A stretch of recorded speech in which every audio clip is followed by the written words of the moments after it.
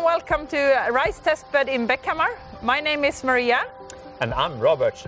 We will guide you through our lignin process. Here we got our storage tanks for chemicals and black liquor.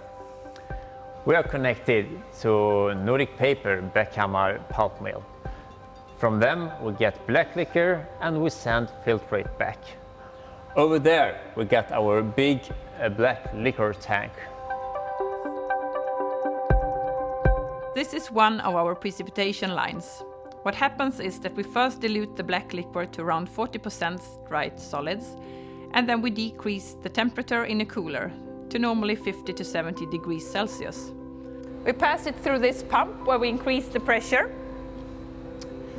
In those pipes we add carbon dioxide, and that's where the maturity starts.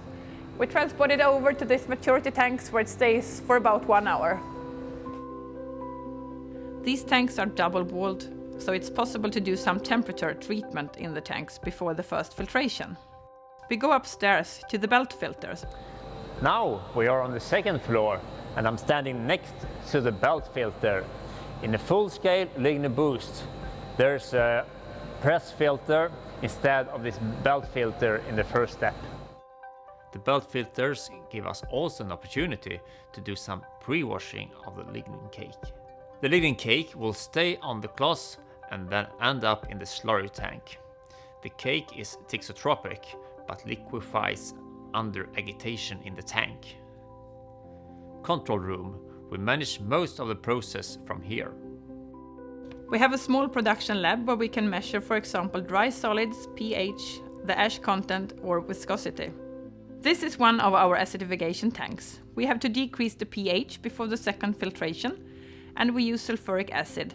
The pH should be around 2.5. In the second filtration step, we use a press filter for washing and dewatering up the lignin. The ash content is then below 1% and the dry content between 60 and 70%. Thanks for watching our lignin process. Please feel free to contact us.